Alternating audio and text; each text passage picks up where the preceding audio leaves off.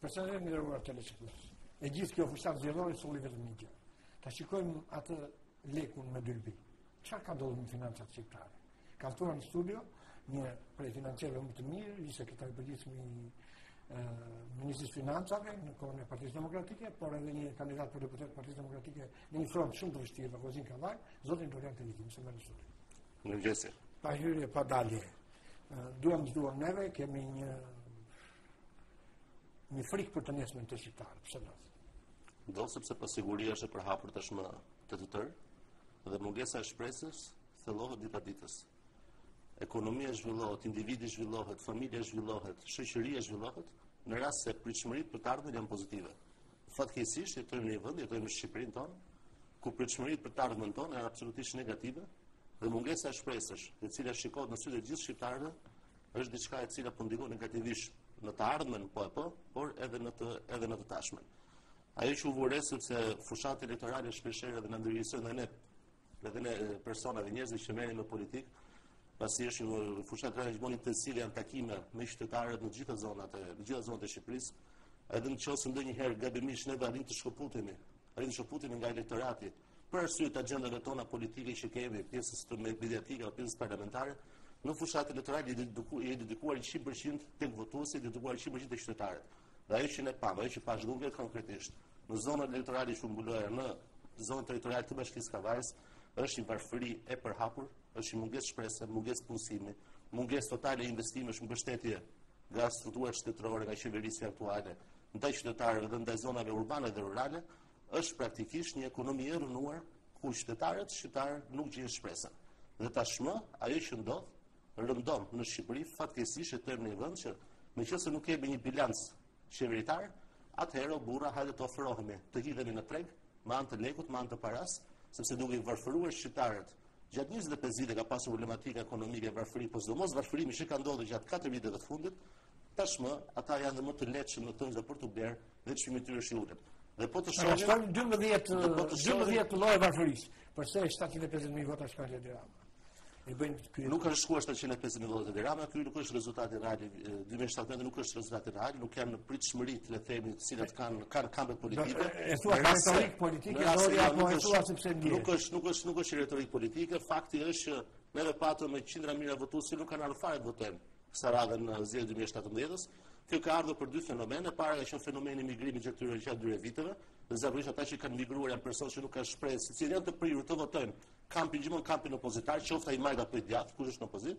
Dhe në anën tjetër kemi pasur edhe problematikën e përdorimit të hapur të lekëve të cilat nuk janë as lek korrupsioni, dhe nuk janë lek droge, lek të cilat as nuk i ndjejnë pushtetarët, as nuk i shohin në tyre, po thjesht i kanë hedhur dhe i kanë përdorur në fushat, të cilat ne kemi raste konkrete, të cilat po merrem me pjesën e verifikimit për të bërë zyrtarizimin dhe për përgatitur dosjet për kase, nuk kemi raste konkrete në çdo zonë elektorale të Republikës së Shqipërisë, në çdo qendër votimi praktikisht,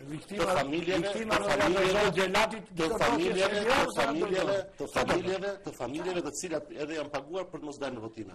Megjithatë, të gjithë të lëm kohës, të gjithë të lëm provave dhe fakte që ne jemi duke i mbledhur, ne nuk kemi një parti politike të cilat dëshiron të flasë thjesht për retorik politike.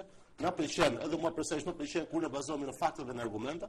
Në të ardhmen ne siguroj që në të kemi fakte dhe argumenta dhe kemi të standardizuar, të konsoliduar, absolutisht është detyra jonë, edhe ndaj shqiptarëve, po edhe ndaj vetes tonë si forcë politike, për të bërë transparencë, për të bërë me dije gjithë shqiptarëve që edhe ato në Shqipërisë, edhe ato që kanë votuar, çfarë nuk shkon në ekonominë është bllokuar ekonomia shqiptare. Ekonomia shqiptare sot nuk ka investime të huaja direkte, e thotë raporti i Bankës së Shqipërisë para 20 ditëve. Nuk ka kreditim për bizneset dhe për familjet, e thotë raporti i Bankës së Shqipërisë para 20 ditëve. Nuk ka investime qeveritare, nuk ka rritje pagave dhe pensionesh, nuk ka mbështetje të shtesave nevojë, por tashmë kemi thjesht një show mediatik të kryeministit Rama, i cili ditë ditës zgjedh nga një sektor dhe shkon aty me një populizëm i cili e karakterizon tashmë këto javë të fundit, akoma dhe më shumë e karakterizon, ku populizëm, ku bën të shkarkime në masë, duke menduar që mund t'i pëlqejë qytetarëve shqiptar, gjë që për mendimin tim është tërësisht e gabuar. Pavarësisht mënyra që bën shkarkimin të këtyre personave. A kanë abuzuar me detyrën? Po mund të kenë abuzuar me detyrën. Ne kemi dimi dëshmitar vetë problematika që kemi edhe me spitalet, edhe me hipotekat, edhe me luizdin, në gjithë Republikën e Shqipërisë, por ama kush do mbaj përgjegjësi për këto 4 vite? Qëse kryeministri Rama do ishte kryeministri që do bëhej për herë të parë në shtator të vitit 2017, atëherë po kishte drejtën morale që të bënte këtë lloj metodike. Po për këto 4 vjet, ka qenë po kryeministri Rama që ka zgjuar drejtorët e spitaleve, që ka zgjuar drejtorët e hipotekave, që ka zgjuar drejtorët e Luizave, dhe gjithë drejtorët e përgjithshëm dhe drejtoritë rajonale në për Republikën e Shqipërisë, kështu që nuk mund të shfaqsohet duke thënë që ju mjekët keni fajin apo ju krye hipotekues, krye regjistrues keni fajin. Ti ke shpresë se do dilë nga modeli i revolucionit kulturor të Kinës, apo modeli të tjerë, por kjo është edhe deri dikush edhe është pak edhe ofenduese për inteligjencën e shqiptarit, sepse nuk mund të thuash fajin e kanë të tjerët, dhe unë si kryeministri i vendit nuk kam asnjë faj. Për mendimin tim, pëlluhet një lojë politike nga ana e mazhorancës, e cila nuk është e drejtë. Megjithatë, mazhoranca pëlluan kartat e veta, opozita ka për të luajtur kartat e veta dhe në fund të ditës ne kemi për ta parë që fituesi do të jetë gjithmonë ai i cili shkon në krahët qytetarë. Dhe aktualisht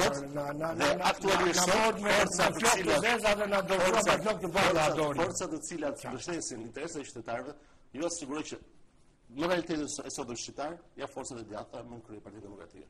Nuk e vendosim këtë dhe unë jam me këtë. Kemi një problem shumë të madh në lidhje me i ka mbetur ajo velis që të qeshtë dhe ajo në Tiranë. Gjitha i ka qëtë. Me ujë, me drejt, me parking, me kështu se sa po më thot një njeri që nuk di thot çfarë të bëj, me këto dita këto. Çfarë ndodh?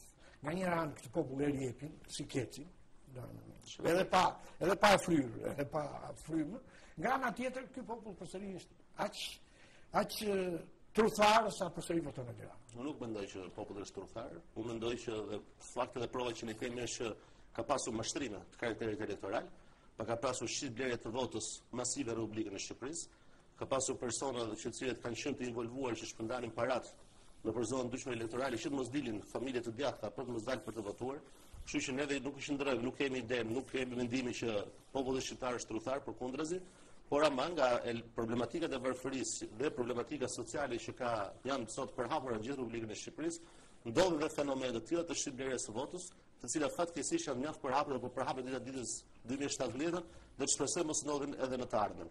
Përse këta njerëz, mua më ka thënë zoti Nasimnaço që në Berat në 7 votues pret gjysore tek stoli atje tek qendra e votimit, derisa të çojë dikush 20.000 lekë. Kjo është fatkeqësi. Se po i çojë 20.000 lekë është mirë, po kjo është fatkeqësi e madhe sepse shqiptarët janë varfëruar gjithnjë më shumë gjatë këtyre 4 viteve dhe pikërisht objektivi i varfërimit ka qenë që shqiptarët të bliheshin më lehtë.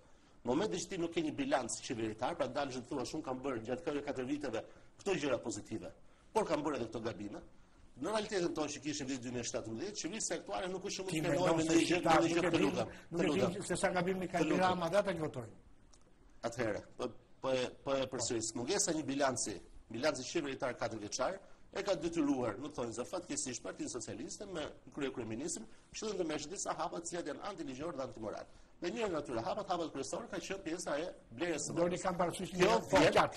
Kjo vjen si pasojë e mungesës së shpresës dhe faktit që kemi edhe një problematikë 25 apo 26 vjeçare, e cila fajton gjithë forcat politike, përfshirë edhe forcat e djatha, sepse mungesa e shpresës nuk ndodh me një të rënd gjishta bëdaditës, por është le të themi një rezultante e një historiku në rastin tonë një çerek shekulli. Megjithatë shpresa duhet futur në mendje dhe familjet shqiptare, pasi ne kemi vendin tonë. Nderuar Teliti që Edi Rama kërkon që ta mërzit sa shumë popull sa të ikin në Gjermani, të ikin nga Shqipëria. Edi Rama ka arritur se gjë. E ka bërë gjatë këtyre viteve, gjatë këtyre 4 viteve kemi afërsisht 300.000 që kanë ikur apo që kanë duan të hiqen jashtë Republikës së Shqipërisë, o flasim për 10% të popullatës shqiptare. 10%, do të thonë sakt janë 10% e rezidentëve të Republikës së Shqipërisë dhe të thuash që në çdo 10 veta, çdo 9 veta, një person ka hikur jashtë, kjo është diçka e cila është e trishtueshme. Megjithatë, ajo që neve duhet themi që vërtet Edi Rama është mazhorancë dhe ka 74 deputet, megjithatë kjo është mazhorancë e brishme si nuk ka qytetarë mbrapa. Përsëris qëndrimin tonë dhe qëndrimin e tij personal pasi isha vetë në terren dhe e pash edhe situatën. Nuk është ky rezultati real. Megjithatë, de jure ky rezultat ka dalë, zyrtarisht ky rezultat është pranuar edhe nga Partia Demokratike. Problematika neve dita ditës do t'i mbas të fakteve dhe provave që kemi për të shpallur në mënyrë që neve të bëjmë dije qytetarëve shqiptar se çfarë ka ndodhur, ata që s'e kanë parë të dinë se çfarë ka ndodhur me votën e tyre, si është bler ajo apo si është numëruar ajo. Megjithatë, të ardhmë ka për të treguar, ne jemi tashmë në opozitë përsëri, dhe jo sigurisht që jemi në opozitë fort, një opozitë që do të jetë serioze, që do të jetë krah, që do të krah të shtetërorëve. Është e vërtetë, ne kemi akoma ministra teknik që janë profesues, le të themi janë zgjedhur nga Partia Demokratike. Ata janë duke përgatitur raportin për sa i përket procesit të zgjedhjeve. Me informacionet që neve kemi që kanë personalisht raporti është drejt përfundimit. Edhe vetë kryetari Basha nga këtë momenti që raporti do të ketë përfunduar, pasi kjo ishte një nga objektivat të qenurit të ministrave teknik në krye të detyrës, pra mbarvajtja e procesit të zgjedhjeve. Momenti që do kemi dhe raportin zyrtar të këtyre ministrave teknik të përgatitur për gjithë institucionet që ata mbulojnë dhe institucionet e varësisë, atëherë edhe kryetari Basha ka thënë shumë qartë që ata misionin e tyre tashmë kanë përmbushur, kështu që normalisht do pritet edhe largimi i tyre nga vetë, largimi i tyre vullnetar nga qeverisja aktuale. Jeni të bindur për një opozitë të ndershme, të sinqertë dhe drejtë. Ne jemi për një opozitë të ndershme. Shenjat e para të zotit Basha në të gjitha daljet e tija. Ne jemi për një opozitë të ndershme, ne nuk jemi absolutisht për një opozitë e cila është një opozitë fasad, ne jemi për opozitë aktive, jemi për opozitë e cila mundohet të bindë qytetarët shqiptar për ideologjinë që ka vetë dhe për programin e saj, për të ardhmen dhe për recencën dhe kundërshtitë që i bën realitetit aktual në masave apo hapave apo nisave që ndërmerr qeverisja aktuale. Jo sigurisht të gjë kemi bërë dhe gjatë 4 vite, kemi luftuar betejat të cilat ishin beteja edhe mbi interesat politike të një partie politike, kemi luftuar për dekriminalizimin, i cili nuk është thjesht e Partisë Demokratike, kemi luftuar për reformën drejtësisë, që nuk është thjesht e Partisë Demokratike, kemi luftuar për reformën zgjedhore pavarësisht se patë problematika të ndryshme, nuk është thjesht për Partinë Demokratike, kemi luftuar ato le të themi, kemi ndërmarr hapa apo propozimet tona gjatë tyre 4 vite me amendamente. Ja të thotë një njeri zoti. Nuk ka qenë vetëm Partia Demokratike. E besoj, thotë zoti Teliti si ekonomist klasi. Pyetet lutem, mund të më shpjegojë me fjalë sa më thjesht problemin e koncesioneve të Ramës, por jo trajtim politik. Do thotë një televizor. Në parim. Neve kemi dy modele koncesionesh. Sepse gjithmonë ky bëhet debati, duam pak ka dhe pak politik brenda, kështu që zotëria shpresoj të më mirë kuptoj. Ka qenë koncesion të dhëna nga qeverisja demokratike dhe koncesion që jepet nga qeverisja Rama. Koncesion që jepet nga qeverisja demokratike ishin për fusha të caktuara të pashfrytzuara nga shteti dhe që buxheti shkarkonte as i kokër leko. Pra ishte një burim ujor natyror, afrohej një individ privat i huaj, që thoshte unë jam i gatshëm të investoj disa milion apo 10 milionë euro në Shqipëri për të ndërtuar një hidrocentral, me që hidrocentrale ka qenë le të themi pjesa kryesore e koncesioneve, për të sjellë disa para në Shqipëri, për të hapur disa vende pune, për të prodhuar energji që të shesim qytetarëve shqiptar më lirë. E keni bërë shumë mirë. As i kokërleku nuk dilte nga xhepat tonë. Po qytetarët kanë fjalën për koncesionet. Koncesionet aktuale çfarë janë? Ndryshojnë nga ky format. Kanë të njëjtën gjë të përbashkët kanë emrin. Ama nuk flasim për shërbimet e reja të futura, që është një koncesion që nuk ekzistonte dhe që futet. Ktu po flasim për shërbime që jepen aktualisht nga buxheti i shtetit. Jepet shërbimi dhe i sterilizimit, jepet edhe shërbimi i check-upit, se çdo kush ka drejtë të shkojë në spitale dhe të kontrollohet.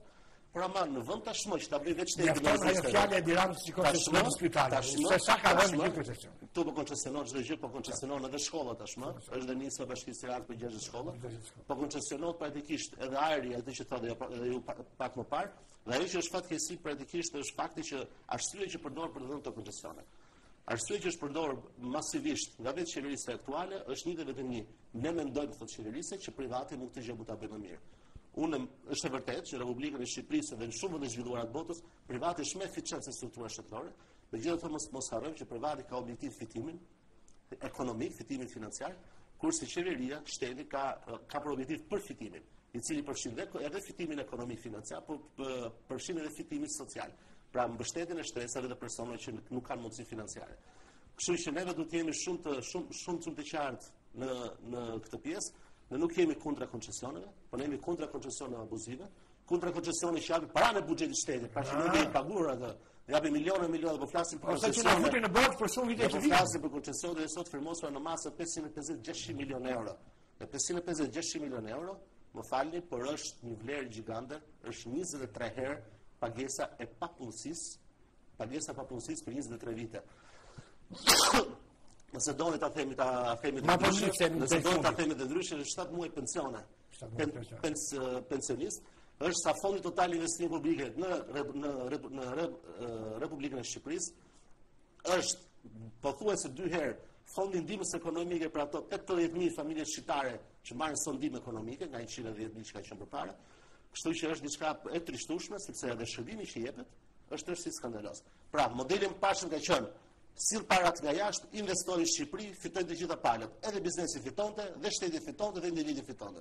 Modeli aktual është merri paratë e buxhetit shtetit, para tona praktikisht, të taksa paguese, i jepja një privati, i cili mund të ketë individ, siç kemi rastin me një nga koncesion, një individ i cili është në Itali, merri koncesion për 110 milionë eurosh, jepi para tona, jepja një individi, i cili më pas do bëjë ndarjen e tonës, sepse nuk është eficienca, një individ nuk është që mund të menaxhojë 110 milionë euro, një individ vështirë në biznesin menaxhojë 110.000 euro. Megjithatë, koha ka për të treguar, sistemet e kontrollit, nëse nuk do i ketë vetë qeveria Rama, neve do t'i kemi kur vim në qeverisje, ashtu siç është e drejta për cilën neve do të votohemi dëntarë për të ardhur në pushtet, do të jetë transparenca e publikut.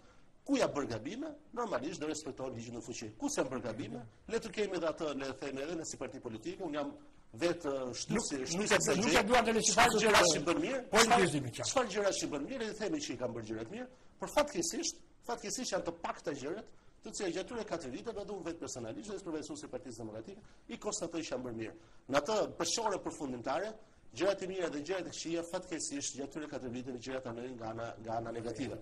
Pyetja që vjen lirshëm është, po pse Rama atëherë fitoi? Unë përsëris, qëndrimi është që Rama nuk ka fituar, ka pasur një deformim të votës. Deformimi i votës ka ardhur me mjete të ndryshme, me përdorim të administratës, me përdorim parave të drogës, me përdorim të presioneve ndaj individëve, se kam qenë vetë që janë bërë fushat në zona rurale dhe urbane, në Kavaj dhe në rrethinat e Kavajës, e di shumë se çfarë presion është bërë shëndita ditës ndaj punonjësve të administratës, ndaj të afërmit të tyre, ndaj parave të cilat hedhur. Ky nuk është rezultati. Por ama na takon edhe fundit ditës që ne të bëjmë marrim masat për ta bërë votin. Jeni në fillim betejë. Jo, siguroj që do ta bëjmë këtë. Jeni në fillim betejë. Të falenderoj që keni. Faleminderit ju. Të nderuar televizionistë, jemi studio me Dorian Telitin, me këtë antar të Partisë Partisë Demokratike, me këtë njeri luftëtar, me këtë financier, që njerëzit e dashkan. Duke parë nga pyetjet, ata duan që Doriani të flasë jo politikisht për xhepat e shtuar të shqiptarëve. Faleminderit për vëmendjen.